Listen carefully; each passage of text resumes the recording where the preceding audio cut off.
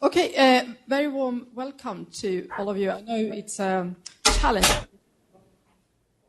anyone indoors these days, but I'm sure we're going to have a very interesting 45-50 minutes ahead of us to talk about food and future. And this seminar is hosted by SLU Future Food, and I'm there working as a project. Is that me?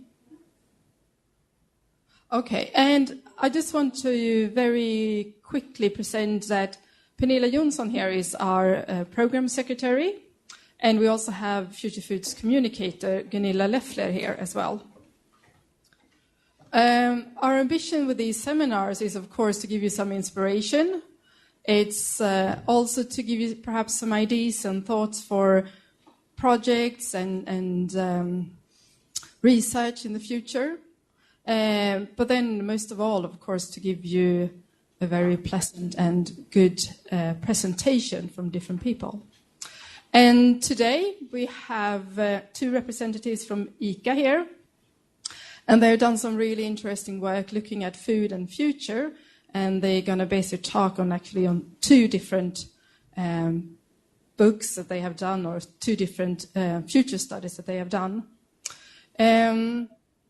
And I think they're going to talk approximately 45 minutes, and then we will have time for questions, and when we will wrap up just before 1 o'clock. And for those of you who have more questions afterwards, they will be available here so we can continue the discussion as well. But I know that some of you have other things that you need to do, unfortunately, at 1 o'clock. I just have a question also for photos. So we just need for everyone to close their eyes. And if you don't want to have your picture taken, please just raise your hand. So first, because we don't want to point anyone out, so just close your eyes. And if you're not following my leader. So if you just close your eyes, and if you don't want to have your pictures taken, just raise your hand. Okay, thank you. Yes.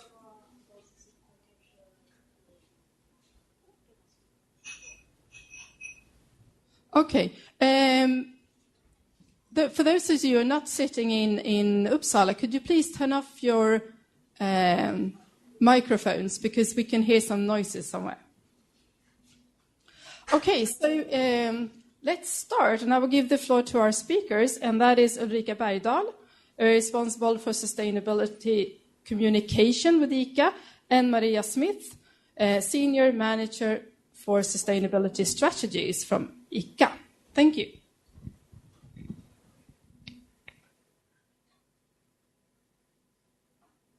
So, thank you very much.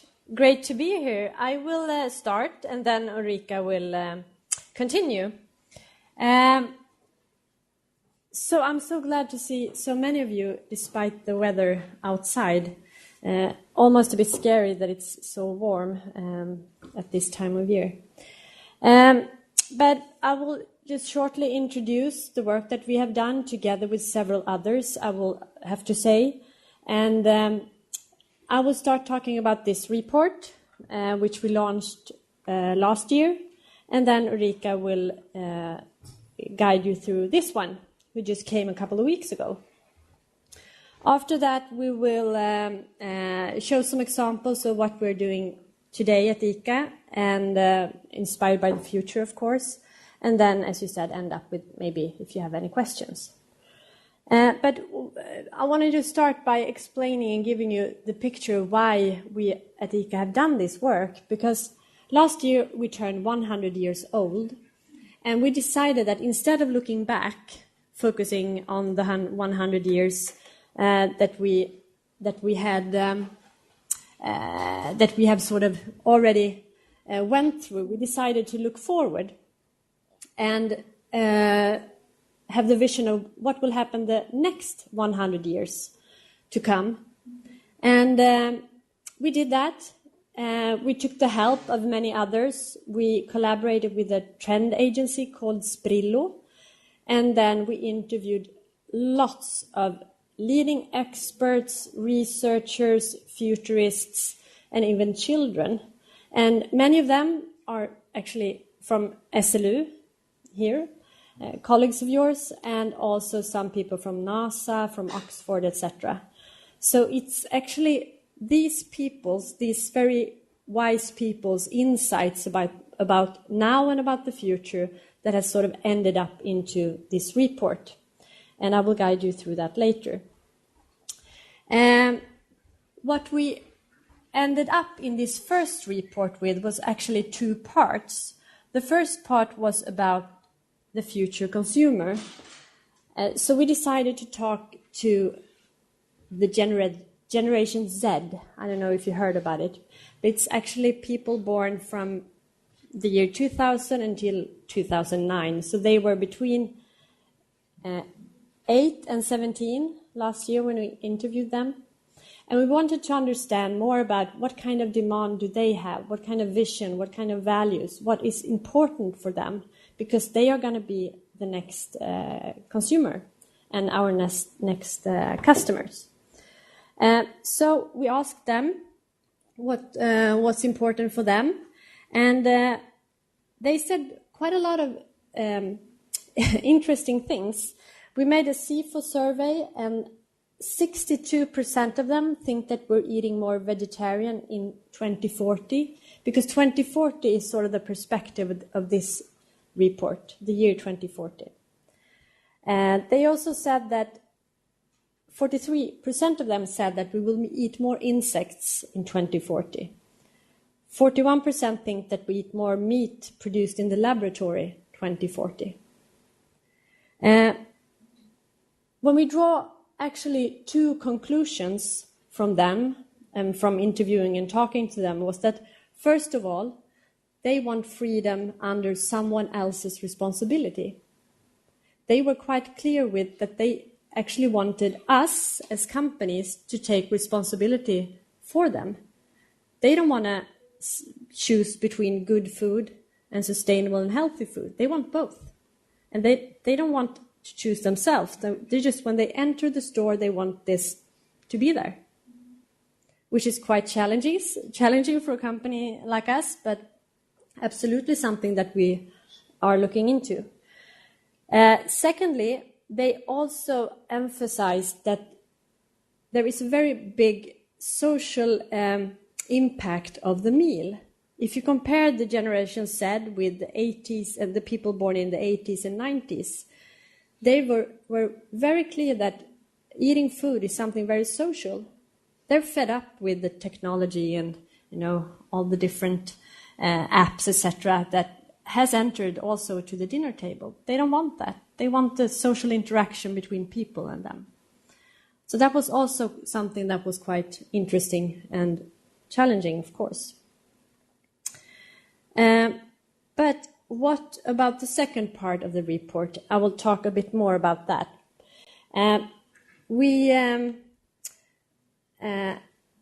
As I said, we talked to a lot of leading researchers, experts, etc., and actually got their insights about the future from them.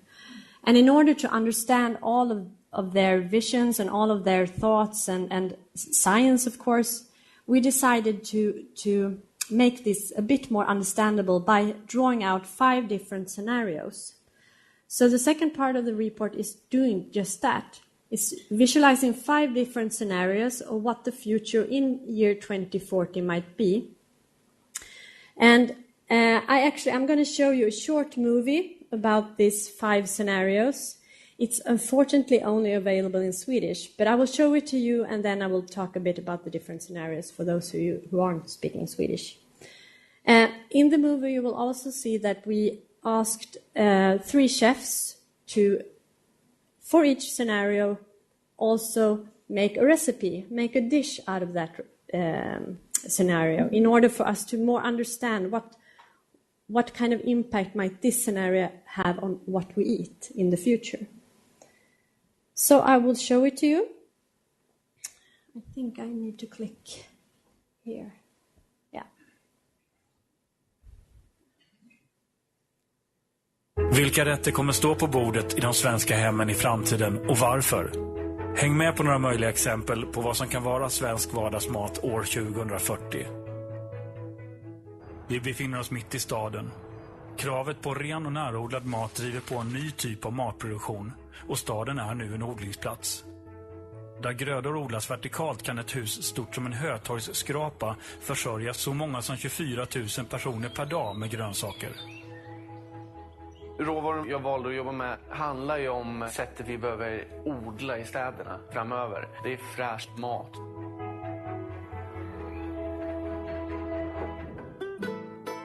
Svenskarnas kärlek till taco finns kvar 2040. Men nu är det en individanpassad variant som serveras. Träning tillsammans med kost har länge klassats som medicin. Och nu anpassas maten till varje persons näringsbehov och önskemål. Taco är ju en genialisk uppfinning från början. Det är bara hur man ska twitcha den så att den känns mer i framtid. Varje salsa som jag har till tacon är för olika mänskliga behov.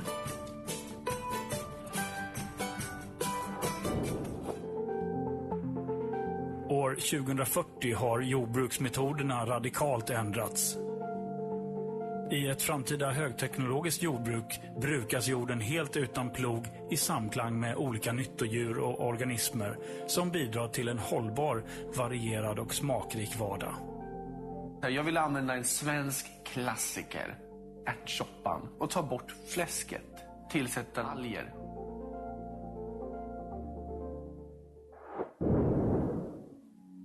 Ingen har lyckats stoppa den globala uppvärmningen år 2040 och nu är världen 4 grader varmare än innan industrialiseringen. Ett osäkert klimat har format ett nytt Fattig-Sverige där ransonerad, torftig bulkmat kryddas med det egna utforskandet av skogens och havets skafferi. Jag skulle säga att vi har inspirerats av Kajsa Warg. Hon sa en gång i tiden, man tager vad man haver.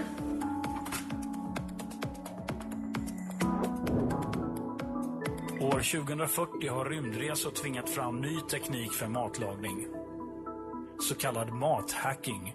Doft och smak kommer från glaset och en smaklös mentol gör så att drycken känns kall. På en rymdresa tar man hjälp av den senaste tekniken för att sätta sig runt matbordet och äta tillsammans. Det finns ju få tillfällen blir så utmanande att laga mat på som i rymden.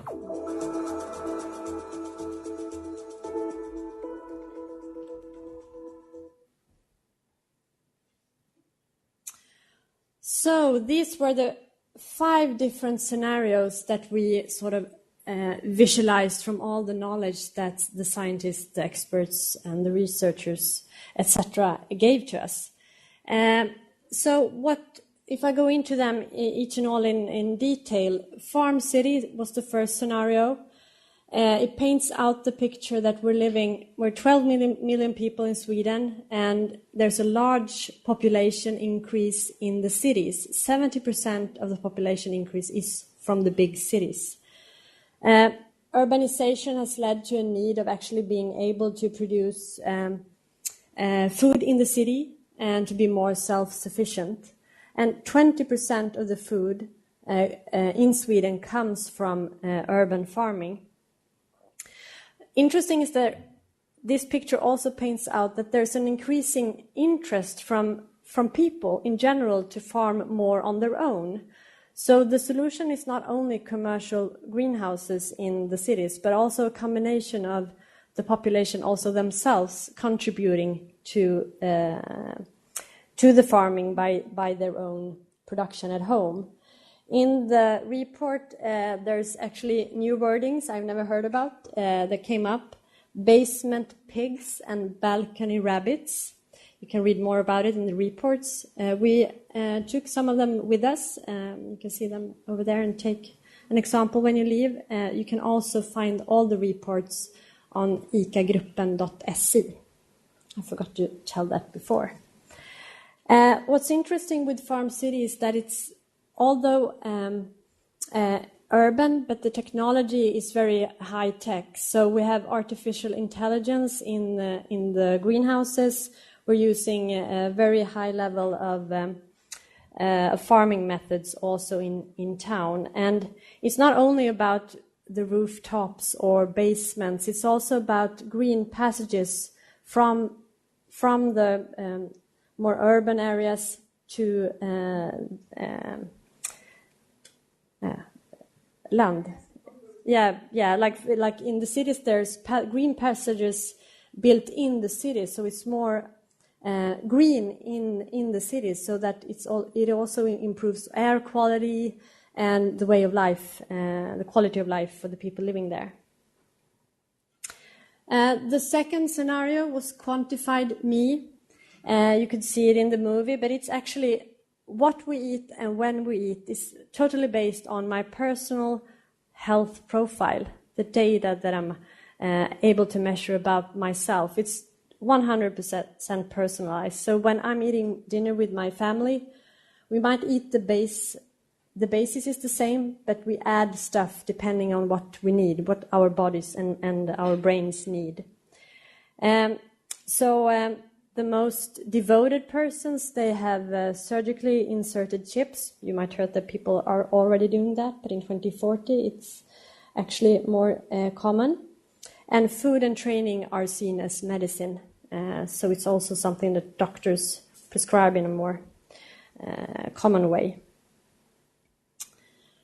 The diversity farming part is quite a positive scenario, because it's through development within the agriculture methods we have actually been able to hinder the climate change that we see today. So instead of plowing, we use other techniques in order to keep coal in the ground.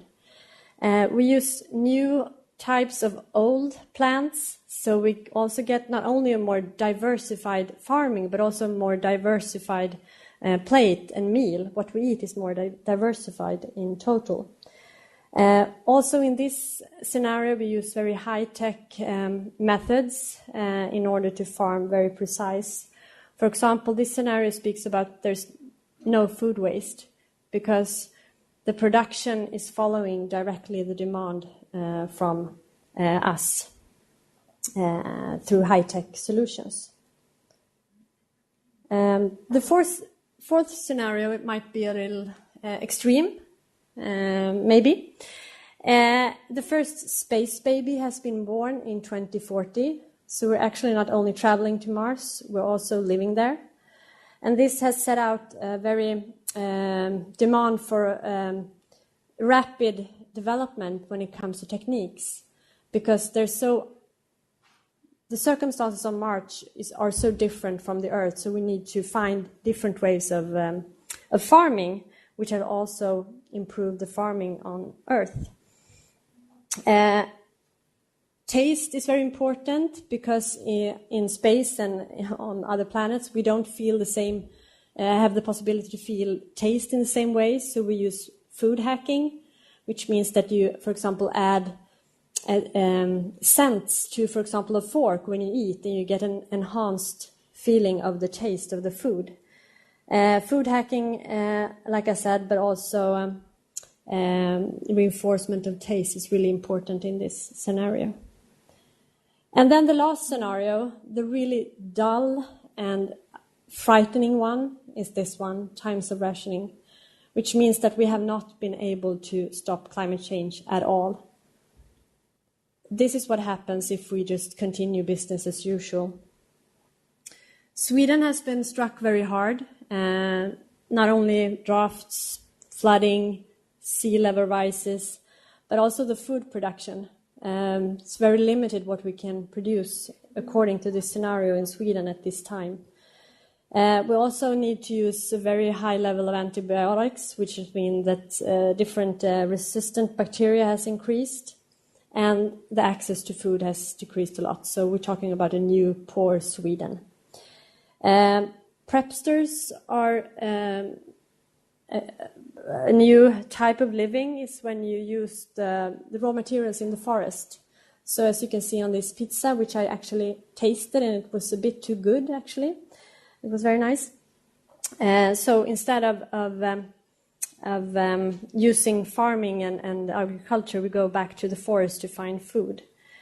Climate refugees has increased a lot as well. So it's a really tough scenario, and something that I hope we don't need to see.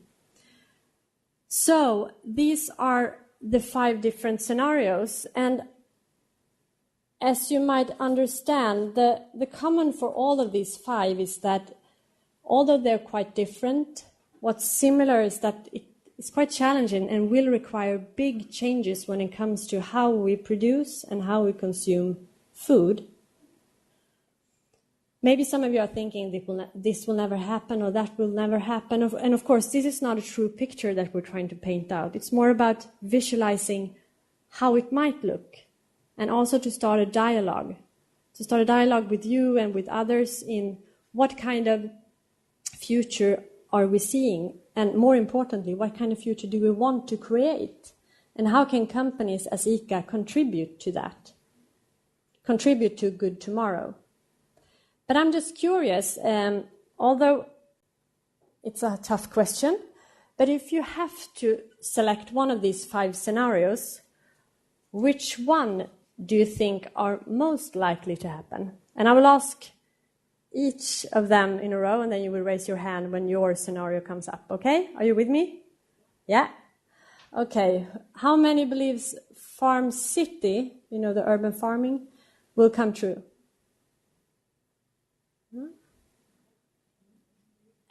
Thank you. How many think that quantified me, the quantified ego, the personalized stuff will come through? Yeah, a bit fewer.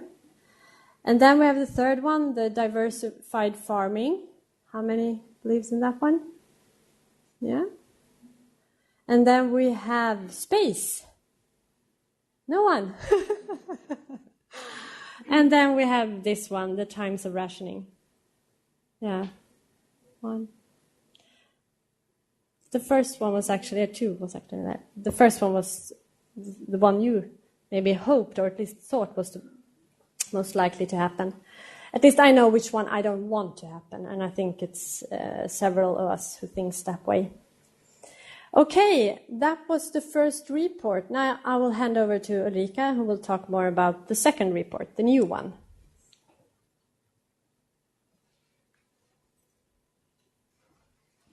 Okay. So let's back up a bit.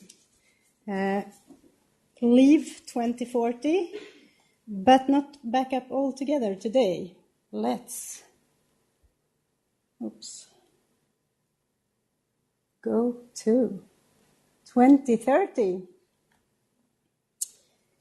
Now you probably live in one of our 3 metropolitan areas, in a smaller home than today. You are one of our 11 million Swedes. Self-driving cars are driving around out on the streets. For us consumers, access to things is more interesting than owning them. We share. You weren't one of those who went to Mars, but the first human settlers are up there now.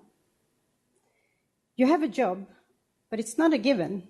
You probably had to retrain. The artificial intelligence has had an impact. It has replaced around 10% of the professions that existed in 2018. Fortunately, new jobs have been added. To many of us, more fun and more developing jobs. There are a lot of things that aren't good around us. Society has become more and more polarized in the past decade. We see knowledge gaps and income gaps, but also a society with a greater cultural mix and increased diversity, a society that has undergone the feminine revolution, where feminine values, norm criticism, and female entrepreneurship now impacts everything from political leadership to management. We live in an updated version of this world, a version where we as consumers have a big influence. Now, there are primarily 3 strong driving forces that guide us consumers.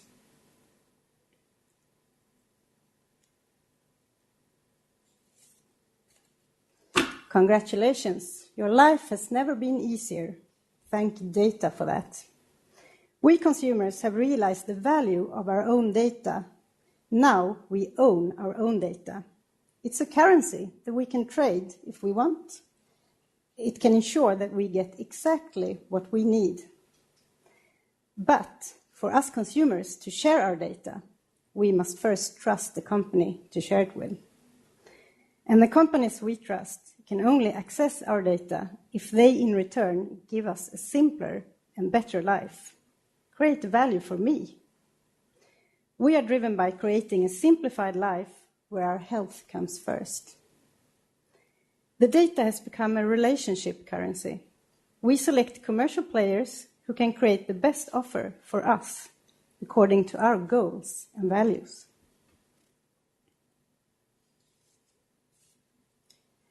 The technology is present, but it's often invisible. The artificial intelligence lives in us, in our homes, and our gadgets. The virtual assistant has been upgraded with emotional layers. It thinks for us. A clear need for the consumer in 2030 is instant. The desire to get what we want at the moment we want it. And our virtual assistant helps us. Take a look at this movie. It's the presentation of what Google's assistant can actually help you with today. So let's go back to this example. Let's say you want to ask Google to make you a haircut appointment on Tuesday between 10 and noon. What happens is the Google Assistant makes the call seamlessly in the background for you. So what you're going to hear is the Google Assistant actually calling a real salon to schedule the appointment for you. Let's listen.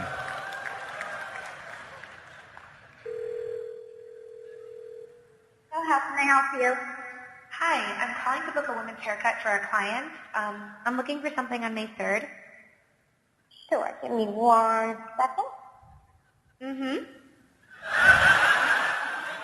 Sure, what time are you looking for around?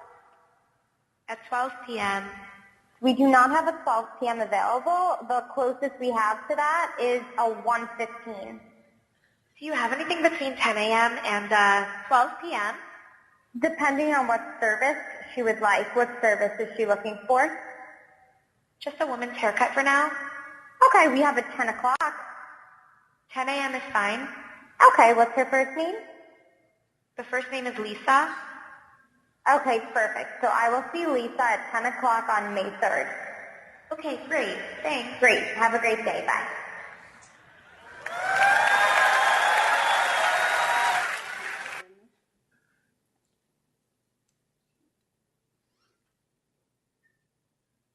It's actually a bit scary, but possible today.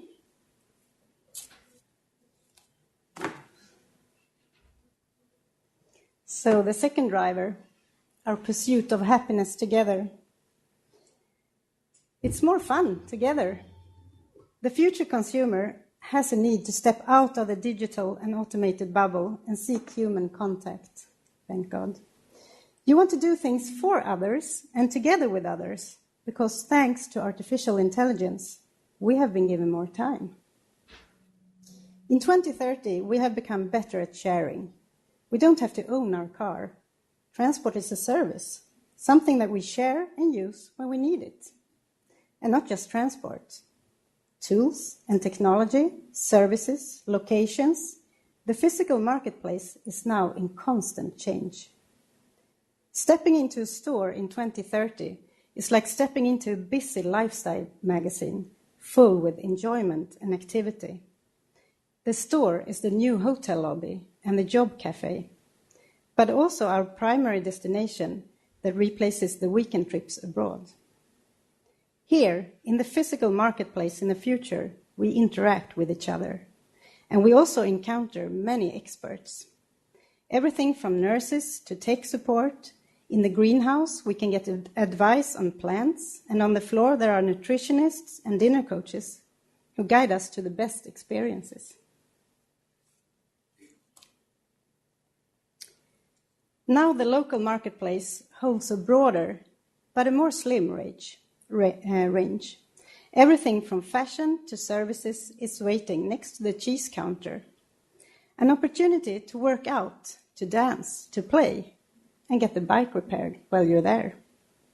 Collaboration under the same roof between local entrepreneurs and major brands is what makes the site unique just here. In an experience-based environment that is constantly evolving, service, hosting, and expertise are now more important than ever.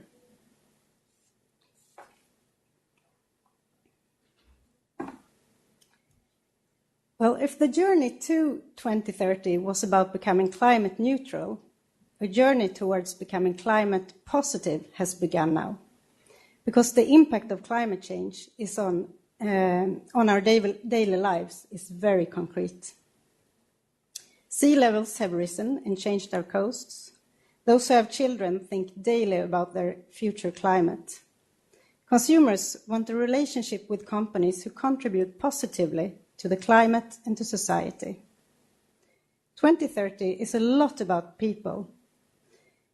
Now, working life is no longer an obvious meeting spot for us. A report actually from Dell Technologies last year said that 85% of the jobs in 2030 haven't been invented yet. Although a large part of the population has retrained for the new jobs, many people now work alone in their own businesses, and some have been replaced by robots.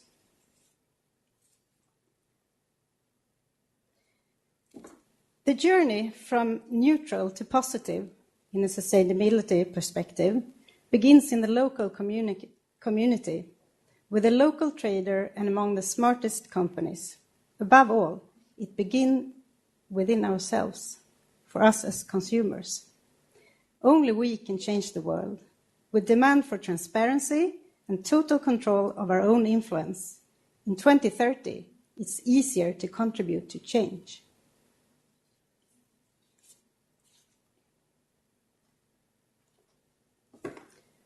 So, in 2018, it was positive to talk about doing good. In 2030, it is a hygiene issue to actually do good. Companies that didn't make the transition to a circular economy are no longer in business. Companies that are not transparent about their impact on sustainability will not make it.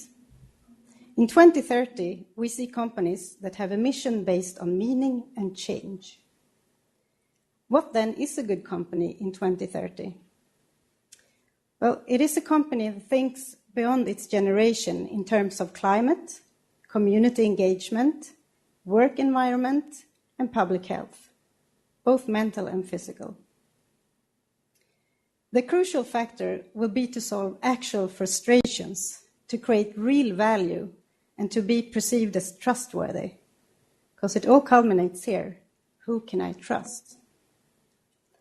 And for us as a retailer, it's crucial to be a part of the shift towards a sustainable food system. So that's the 2030 scenarios.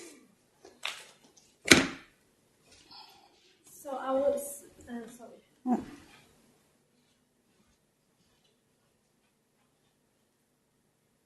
So I will sum up with some examples of what we're doing at ICA right now. We have a long journey to go, of course, so has other businesses, but we're very focused on actually starting taking steps today, because 2030 is not so far away. It's 12 years. And 2040, you know, with the space baby and everything, it's only 22 years ahead. So we really need to start acting now. And I will just give you some examples of what we're doing now. It's just a sample of what we're doing, but at least it's something. First, I would like to present my climate target. Has anyone heard of it? Mitt klimatmål in Swedish? One. Oh. We recently launched a new service on our webpage, ica.se, where you activate a service as a user and you get actual feedback on your climate impact. You get also tips and advice in order to live more climate smart. I will just show you some of the snapshots from the service. First part, feedback. We have seen that it's very important to know where you start in order to make a transition and a movement. I guess some of you, at least do I know exactly how fast I run. I know how many steps I take every day. I know even how many hours of deep sleep I get. And so does quite a lot of people, but quite few knows exactly their climate footprint. And if you don't know where to start, how do you going to know where to go? So through this service, you get your automized climate footprint of the products that you buy at ICA, the food products that you buy at ICA. Automatically you will see, oh, this is my, I'm transparent now. I show you my climate footprint for March. And as you can see, I'm on 64, so I'm doing quite okay. If I include my food out, if I eat at my job or if I go to dinner in a restaurant, so I've added that manually. And then I can compare it with the average in Sweden and also where we need to be in 2030 if you compare it to the UN targets. I have a lot of work to do, I know, but at least I'm on my way. And this gives me a guidance. It gives me where am I today and how am I going to move. And in order to help the users of this service to actually do something about their footprint, we also added some tips and tricks and some solutions. So in this case, the system knows that I have bought sausage, and it gives me examples of what I can buy instead if I want to decrease my footprint. We also have recipes. This one is for Swedish produce in season. You get recipes, etc., in order to prove that climate smart food can also be tasty. It's just a snapshot. There are more services into more helps and tips and tricks in this one, but you can activate it. If you have an ICA card and you swipe it when you buy your food, you can activate it on ica.se. Another example, digital example that we have is our health app. We launched it a couple of years ago, and it's quite a simple app. But did you know that Swedes are the people that sits down the most in Europe? On the other hand, we are the people in Europe that goes most to the gym. So of course it's good to go to the gym, but addressing the need for movement also in our daily lives is something that we wanted to address in this app. So it works like this. The more you move, the more discount you get on healthy products. Quite easy, but it's just a way of nudging and trying to help people to make it, maybe walk to the store or maybe take a bicycle instead of driving the car. Another example, packaging is also an area that we're working quite hard with, and this is one example. Our Skona bottle is actually the first bottle in Sweden that is made 100% of consumer recycled material. So there are other recycled material on the market, but that's mostly from industrial recycling. So this is made from the plastic garbage that we recycle at home and put into the bins. It's gray, and it's going to vary quite a lot in color because we don't add any colorants, so it looks a bit different every bottle you get. Of 50 kilos of recycled consumer plastic, we get 1,000 of these bottles. This is a very important area for us in Sweden to work with because we have quite a low level of use of the recycled plastic that we consumers handle. So this is a first step and a very important one, as we feel. We work together with others in this. I would say it's not only ICA, it's Sweden, etc. as well. Another example of what we're doing in packaging is laser labeling. So instead of using plastics, we only use a white light to label the products. We use this for our I Love Eco products, that is organic products, and it doesn't affect the product at all. It just sort of etches or prints on the shell of the product. And by only one of these products, we saved thousands of kilometers of plastic films just in 1 year. So it's really something that we will continue working with ahead. urban farming, as you might heard, it's something that is here, maybe in small scale, but it's here already today. And this is one example where ICA works together with the Urban Oasis, which is a food tech company, and they have urban farming in the south of Stockholm where they produce products for, starting with ICA Quantum Liljeholmen, where you can find their products already today. A very exciting project and collaboration. And finally, we have discovered that there's quite a lot of myths regarding eating healthy and eating climate smart. So what we started doing in May 2015 was to not only calculate our recipes from a nutritional part, but also to calculate it based on climate. So with the help of Chalmers and the RISE, we now are carbon calculating or climate calculating all our recipes and trying to guide them, trying to guide consumers so that they can choose recipes not only from ingredients, but also on the level of climate impact that recipe has. Well, that was a few examples of what we're doing. We are really interested and excited about what the future might bring, and we know that it's going to be crucial, as Ulrica said, that companies as us really take responsibility in order to exist in the future. So with that, I would like to thank you for listening, and if you have any questions, I think we have a few minutes.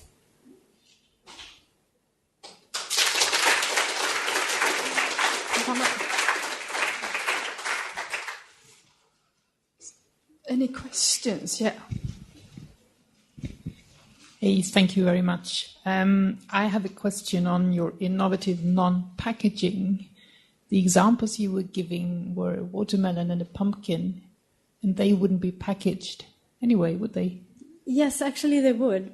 Not the watermelon, not that one, because then we have a plastic. In the transportation, because in the food. In the food as well, because we need to separate organic from traditional products. Oh, the organic ones, okay. Yeah, so that's why good question, yes. So even though these products have a quite good shell, so you might think, why do we have to package them? But organic, we need to be able to separate. We have other examples, which are kiwi, for example, which we have started to use these small plastic stickers. We don't need that if you have laser, but these stickers don't attach to kiwi because it's hairy. So then the organic ones we have to put in plastic bags, and that's just such a waste of material because it's not necessary. But with laser, we don't need that. But if we don't have laser, we have to pack organic in order to be able to separate them. So the legislation. Thank you. Yeah, good question.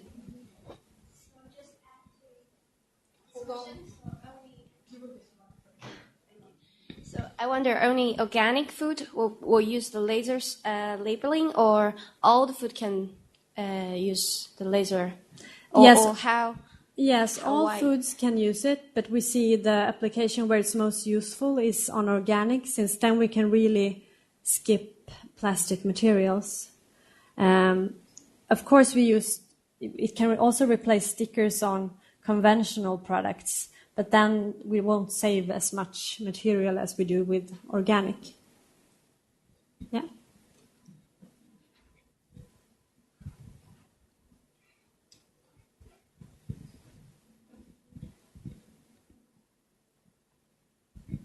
Hi, thanks for the presentation. It was very interesting, and the examples you use. I'm very naive into packaging, but why do you think only can save packaging in organic? I mean, I buy products that are organic and not organic, and all of them are packaged. I come from a country where we don't need packaging; we go straight into markets. So why ICA only thinks that they can save packaging in organic? Why not using this laser in any type of products? Yeah, it's a good question. We start with organic because then we can see that we the legislation on keeping organic apart from conventional is going to solve that issue for us. But it's not limited to organic. So in the future, I think we will see it also on other products. So good that you put that question.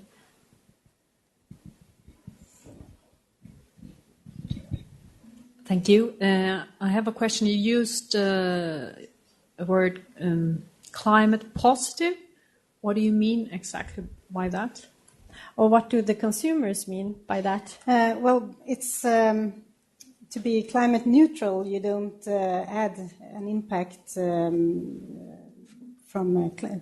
climate change. But if you're climate positive, you can actually contribute, maybe produce green energy, or do you have any more examples? No, and I think when the consumers, because they are the ones who are saying this as well in the survey, is that they I don't think they have a definition. It's more of a feeling that you're not supposed to do bad. You're only to do good. That's sort of where it changes from today. Today it's okay to have an impact. In the future you're not allowed to have an impact. You should be positively contributing. So it's not about definitions in this report. I think sometimes when we use these kind of words and we allow people to use these kind of words, we are kind of misleading them. The only way, as I see it, to be climate positive is to start pump fossil fuel back down into Earth. Then we will be positive. Yeah, maybe that's what's going to be expected of us in the future. You never know. Good question. More questions from other parts? I just had a question because you were asking us about voting for the different scenarios. So then, of course, I'm curious in hearing what Ika think is the most, which one of these scenarios you are thinking that could possibly happen? I'm going to be boring, and I'm going to say that we see that neither of them is going to come true, but parts of everyone is going to come true. So bits and pieces of every scenario, that's how we have discussed it internally. And unfortunately, probably also bits and pieces of the bad scenario. And that's, I think it's good because when we had the discussion, when we worked with this, all of us who work with this, that it's so important to have not only the good ones, but also to show what will happen if we don't do change now. But I think, and what we talked about, that we see in some parts what we see today is more pointing towards this scenario, unfortunately. So it was a political answer. I'm sorry. Okay. Well, okay. One more question up here.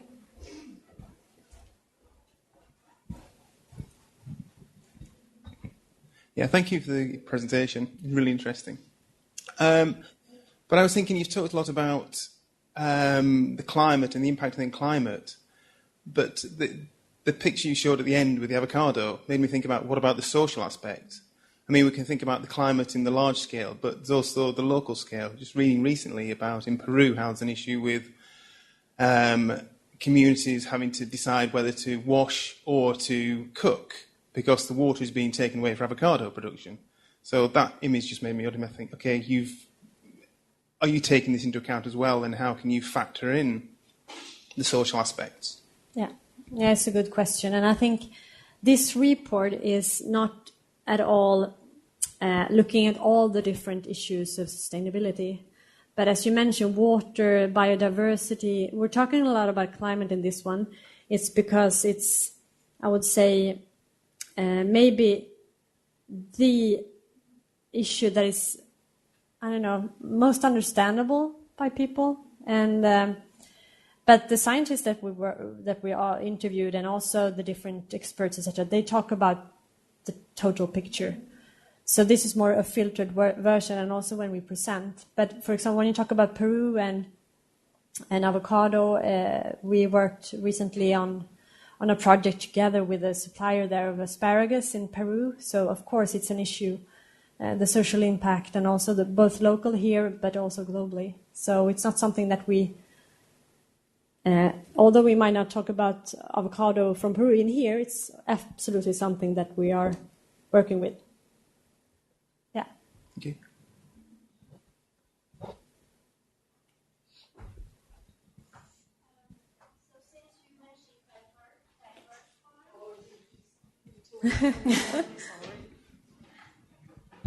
Sorry. Since you mentioned diverse farm, I wonder, what do you mean diversity? Is it by introducing goods from worldwide so that increase the diversity of exotic food types, or you mean to maintain the maybe genetic diversity of local food? Because when we talk about this in the report, the diversity, yeah. Yeah, it's quite a broad description in here. It's, of course, about introducing a crop rotation and not monoculture in the farming. But it also addresses, I don't remember which scenario now, but about other eating cultures, and that will also have an impact of how we eat here. Was that the question, or? Yeah, so what I mean is, if you emphasize, introducing different food culture or importing different food, then what about the carbon footprint coming from this world market?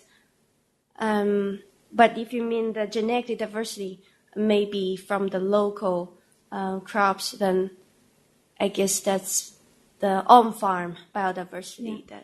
Yeah, the diversity farming is about production in Sweden and not about importing from other countries, but increasing diversity in the Swedish farming by introducing new old crops. So looking back on what has been farmed in Sweden before and introducing that again, it's more or less what the scenario is raising. So it's not about imports, it's more about the diversity farming here in Sweden. Yeah.